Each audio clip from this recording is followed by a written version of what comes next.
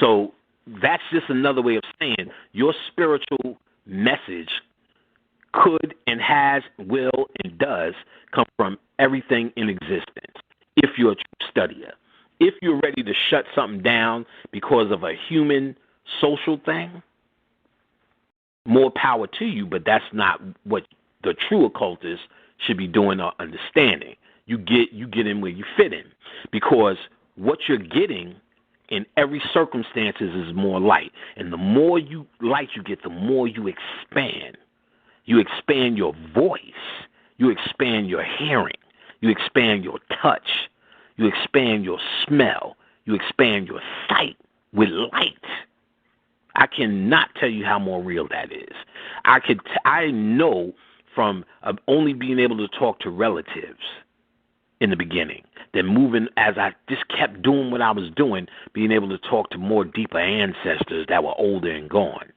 And then, like, from one day to the next day, able to start talking to the gods with detailed conversation. The first gods was coming in, it was too complex, Mayat, and for me to even kind of explain. I could retain some things because I was breaking through, and I was breaking through with my light, but they can own the way their level was too complex for me to have a detailed flow or understanding.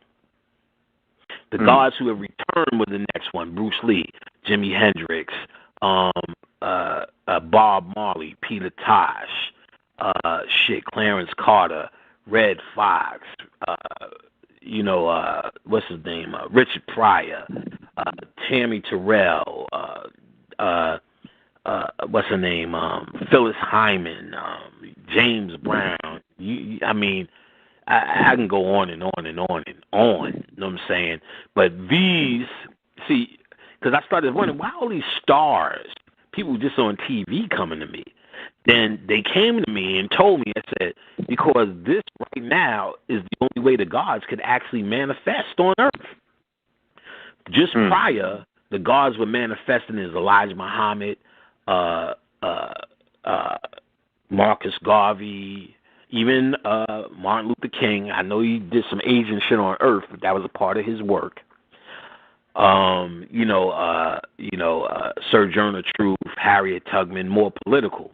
And then after the Black Panthers died down, the entertainment shit really started popping.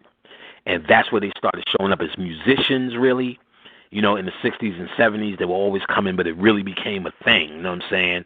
After that, Pan Energy came. The first Pan Energy was somebody called Frankie Lyman. And y'all need to know, because I know a lot of you niggas ain't old school and understand who Frankie Lyman is. Y'all may be thinking about that Lorenz Tate movie. In that Lorenz Tate movie, they did a whole movie about some scandal of fucking 3 chicks. They didn't deal with the genius of his music. And he took himself out. And when he took himself out, his energy, which was Pan Energy, came in the rise of Michael Jackson, Lil Michael Jackson. Y'all need to understand that. You know what I'm saying? And as that shit emerged, Michael Jackson, as he emerged, even though we was already in it and doing our thing, started changing the game for where music went with black folks. And, not him alone. You know what I'm saying? But like I said, Pan is a ushering in energy. A Legba type energy, but he's not the only one. Don't get me wrong, our music, in fact, let me tell you, our music is what this universe is. If you study sacred geometry, they'll tell you straight out, music is sacred geometry. This universe is built on sacred geometry, and the universe is actually the archetype within, not this hologram out there. The archetype of this universe is built on sacred geometry, i.e. fucking music. Your music is the most important thing you have. It is you. It is the only thing. I died in a dream and came back. Oh boy, was I mad. See, they call it the Field of Reeds, or in Egypt, or the Eleusinian Fields in Greek. There was a movie, I think it was called Not Knowing, but another one with Nicolas Cage with them two kids. He had to. It might have been knowing where the end of the world was coming. They put that time capsule, and they had to save two. They made a fake Adam and Eve, but you'll see these kids walking off in these fields, and they were showing these Elysian fields of the afterlife. They showed it in the movie Gladiator. Each time he was having a near-death experience, he was walking in those fields. Same exact thing happened to me. Now, it was interesting.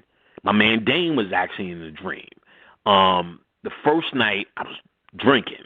I know I died in the dream of alcohol poison. No, I know I died from alcohol poisoning, and there was these fields behind me, and and Dane was standing there with me, and I'm thinking about to walk in the fields. He was like, not yet. I was like, nigga, not yet. So he was pulling. There was a dog, and there's always a scary fucking dog, and I couldn't figure it out because I knew the dog, when he would return to my dreams, I would always walk away or be scared.